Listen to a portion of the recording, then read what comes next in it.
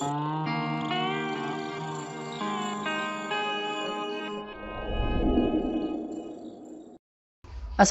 warahmatullahi wabarakatuh. Kembali lagi dengan saya Ahmad Bustanul Arifin. Pada kesempatan kali ini saya akan mencoba untuk memberikan sebuah informasi kepada Bapak Ibu semua tentang bagaimana langkah untuk pengisian data permintaan dari BKD Provinsi Jawa Timur. Jadi permintaan datanya adalah permintaan data penyusunan kebutuhan ASN di Provinsi Jawa Timur. Untuk surat edarannya seperti yang sudah saya jelaskan sebelumnya. Nah, di sini yang akan saya jelaskan adalah bagaimana langkah kita untuk mengisi pada Excel.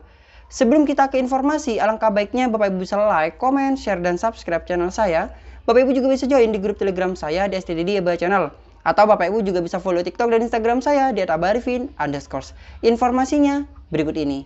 Pada kesempatan kali ini, saya akan memberikan sebuah informasi kepada Bapak Ibu semua tentang permintaan data penyusunan kebutuhan ASN di Provinsi Jawa Timur.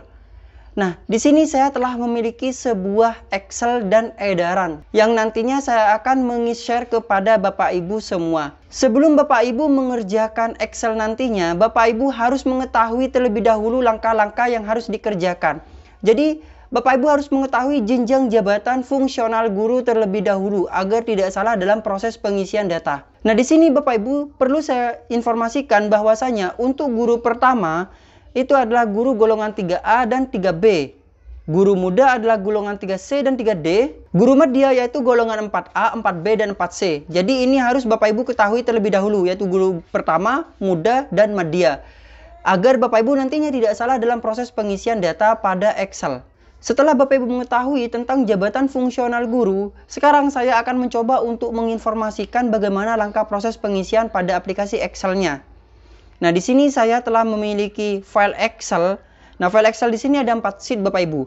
Sheet yang pertama adalah contoh rekap pegawai, sheet kedua adalah contoh proyeksi kebutuhan 5 tahun. Ingat, ini hanya contoh miliknya BKD Provinsi Jawa Timur.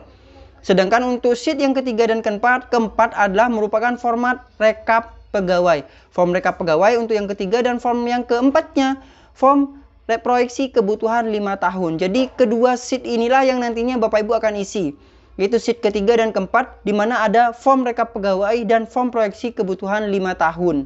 Kemudian, bagaimana Mas kita untuk mengisi form yang ketiga, yaitu form rekap pegawai? Kita coba bahas satu persatu Bapak Ibu. Nah, di sini pada form yang ketiga, ingat Bapak Ibu langsung ke form ketiga, karena form ke-1 dan kedua adalah contoh Bapak Ibu. Nah, di form ketiga di sini,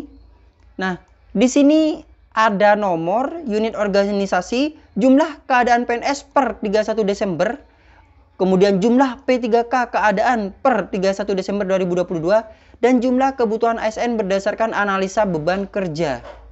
Ingat, di sini ada 3 kelompok Bapak Ibu, yaitu jumlah PNS keadaan per 31 Desember tahun 2022, kemudian juga ada jumlah keadaan P3K per 31 Desember tahun 2022 dan juga jumlah kebutuhan ASN berdasarkan analisa beban kerja. Inilah yang kita akan fokuskan untuk proses pengisiannya. Nah, langkah pengisiannya seperti ini, saya akan jelaskan satu persatu. Untuk kolom nomor ini biasanya Bapak Ibu akan mendapatkan nomor urut dari cabang dinas masing-masing. Jadi kalau saya diurutkan nantinya Bapak Ibu, karena agar mempermudah dalam proses perekapan. Nah, untuk unit organisasi di sini diisikan nama lembaga Bapak Ibu. Contoh saja SMAN 1 Bondowoso. Nah, kemudian di bawahnya akan ada guru ahli media, guru ahli muda, dan guru ahli pertama. Karena untuk yang utama yaitu golongan 4D dan 4E itu saya yakin tidak ada. Tapi misalnya ada di lembaga Bapak Ibu, ya tinggal dicantumkan saja di atasnya. Kemudian di bawah dari guru yaitu ada pengadministrasi sarana ataupun yang lainnya, yaitu jabatan pelaksana. Nah, inilah jabatan pelaksana Bapak Ibu. Jadi setelah kolom guru, di bawahnya itu adalah jabatan pelaksana. Di mana jabatan pelaksana Bapak Ibu bisa uraikan jenis ataupun nama jabatannya. Misalnya pengadministrasi sarana, pengadministrasi kepegawaian, pengadministrasi kesiswaan, dan pengadministrasi umum. Ingat, ini sesuai dengan jabatan pelaksana yang telah diterima. Jadi yang telah Bapak Ibu jabatan pelaksana itu miliki, Bapak Ibu staf itu miliki. Jadi Bapak Ibu bisa isikan di sini. Kemudian tipe OPD ini dikosongi. Ataupun kita tidak perlu diisi juga tidak apa-apa, karena di contoh di sini ini tidak ada isinya. Jadi kita abaikan saja. Nah, sekarang kita langsung proses pengisian pada jumlah PNS keadaan per 31 Desember 2022, kemudian jumlah P3K keadaan per 31 Desember 2022, dan jumlah kebutuhan ASN berdasarkan analisa beban kerja.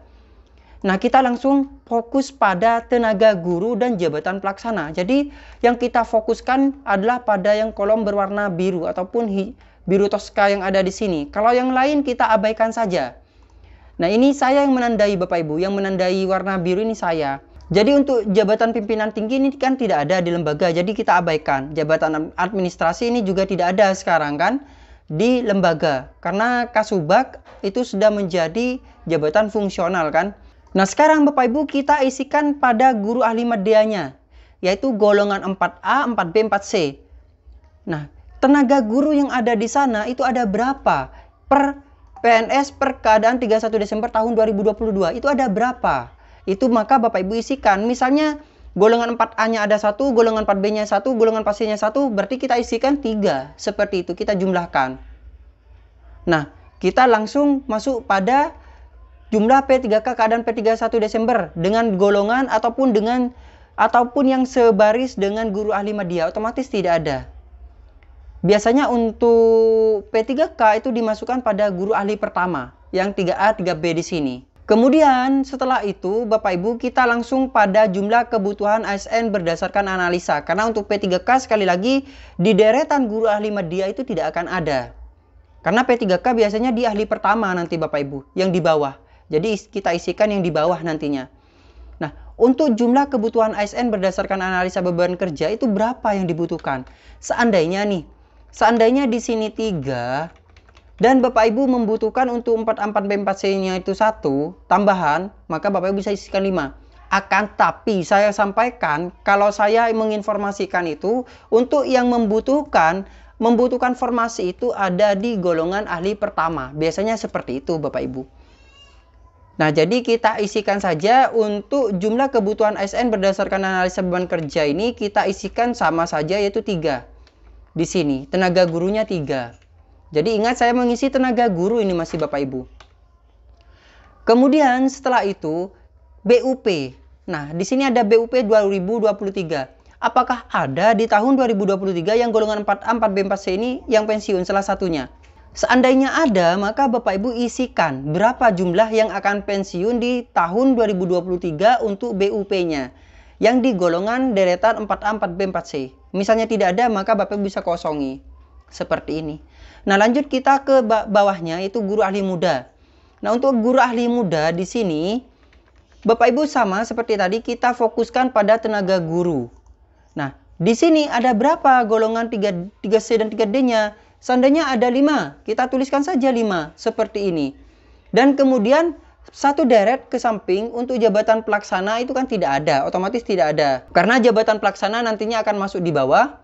Nah, untuk jumlah P3K sama, biasanya P3K itu adanya di guru ahli pertama masih, karena ini masih baru untuk Provinsi Jawa Timur. Kita langsung saja pada jumlah kebutuhan ASN berdasarkan analisa beban kerja. Nah, tadi karena yang ada di lembaga Bapak Ibu itu ada 5, dan Bapak Ibu tidak membutuhkan, memang sesuai berdasarkan dengan analisa beban kerjanya itu memang cuma butuh 5, maka Bapak Ibu tulis 5. Dan yang BUP, apakah ada?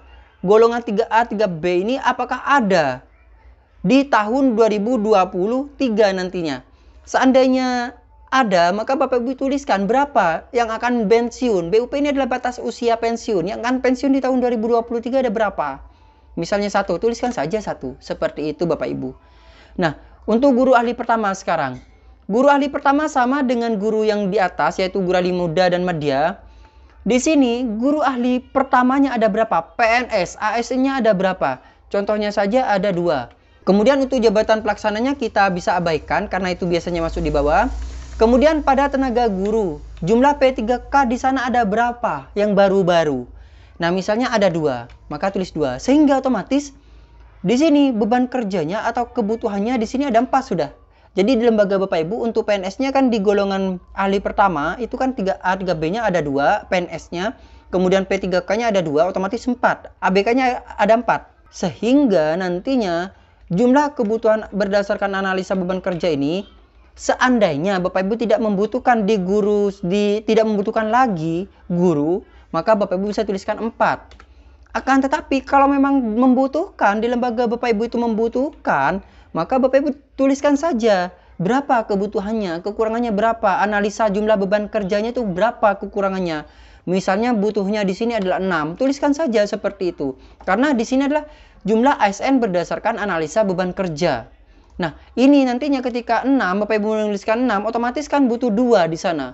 Dan ketika di AGTK harus sama, karena akan ada update AGTK versi terbaru lagi.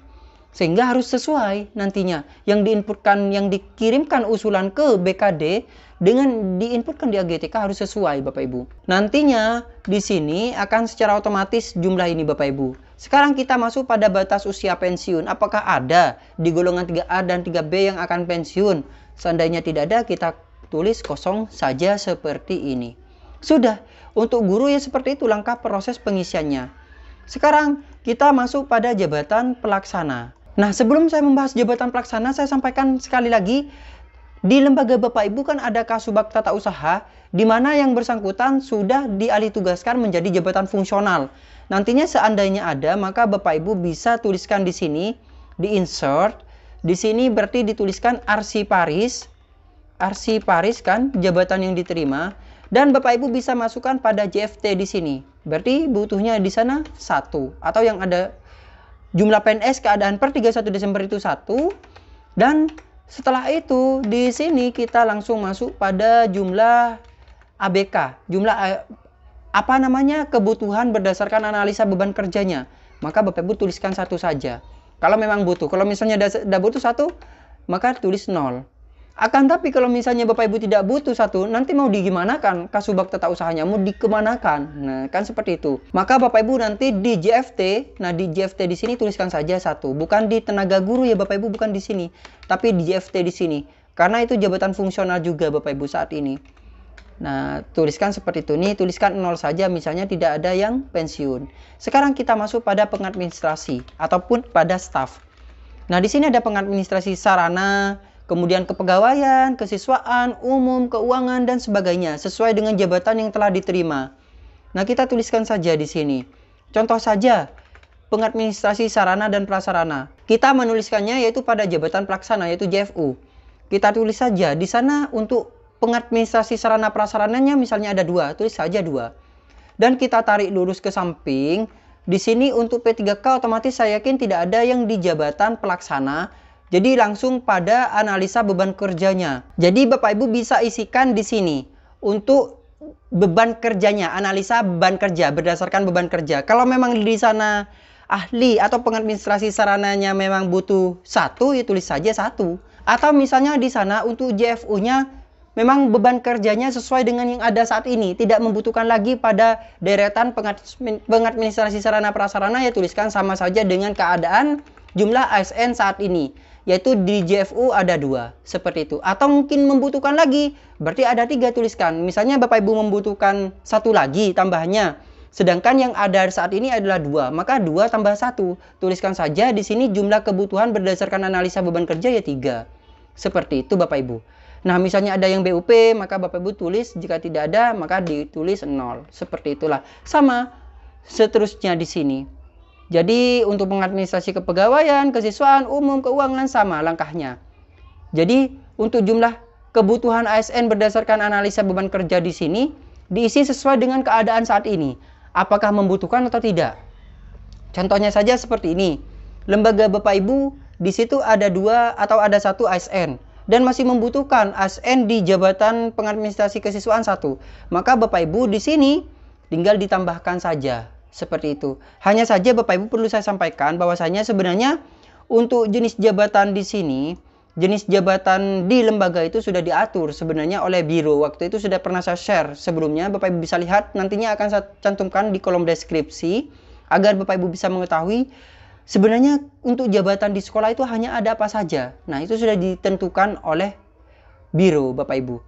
Jadi di sini sebenarnya nantinya akan disederhanakan lagi ataupun akan ditertibkan untuk jenis-jenis jabatan yang ada di masing-masing lembaga. Nah, jadi sama Bapak Ibu untuk yang form rekap pegawai ini sama isiannya seperti itu. Sekarang saya akan masuk pada form proyeksi kebutuhan. Jadi yang di sheet kedua.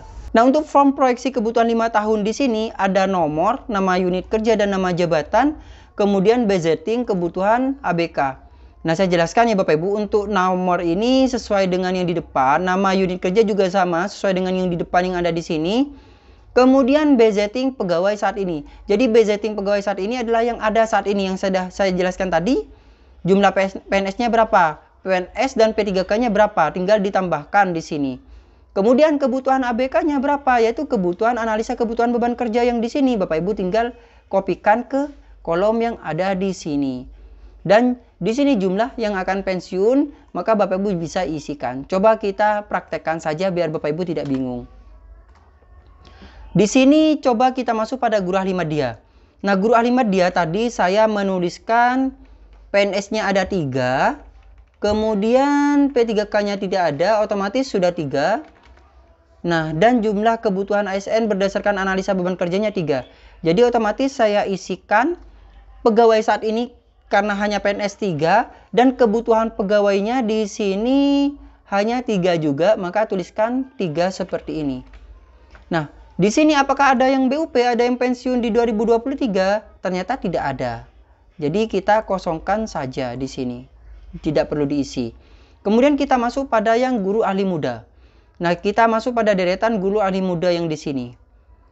Nah, di sini ternyata tenaga gurunya itu untuk yang PNS ada 5 per 31 Desember 2022. Kemudian P3K-nya tidak ada. Jadi cukup kita isikan 5. Dan saya untuk analisa beban kerjanya juga 5. Nah, jadi saya isikan di sini 5 karena hanya PNS saja. Kemudian untuk analisa beban kerja yang di sini hanya 5 juga. Maka saya tuliskan 5 seperti ini. Dan apakah ada yang pensiun? Ternyata untuk deretan guru ahli muda di sini ada yang pensiun 1. Nah, misalnya BUP-nya di tahun 2023, maka Bapak Ibu bisa diisikan jumlah yang akan pensiun di tahun 2024, yaitu deretan pada guru ahli mudanya itu 1. 1 Bapak Ibu, yang saya maksud adalah 1. Maka di sini tuliskan di 2024 di sini 1, seperti itu. Sehingga akan mengurangi jumlah pegawai nantinya yang ada di sini menjadi kebutuhan di tahun 2024 seperti itu, karena pensiun di 2023. Jadi seperti itu pengisiannya. Kemudian kita masuk pada ahli pertama. Nah, ahli pertamanya di sini PNS-nya ada 2, kemudian P3K-nya di sini saya menuliskan sebanyak 2 juga. Otomatis 2 tambah 2 4. Nah, berarti otomatis budgeting pegawai saat ini yang ada adalah 4. Kemudian kebutuhan pegawai berdasarkan ABK di sini saya menuliskan berapa? Yang satu deretan di ahli pertama. Ternyata saya menuliskan 6 karena membutuhkan sebanyak 2 orang karena 4 dikurangi 2 nantinya. Nah, di sini tuliskan saja 6 seperti itu.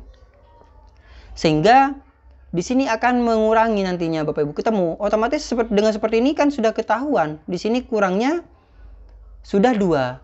Dan ditambah yang pensiun kan otomatis nantinya. Seperti itu.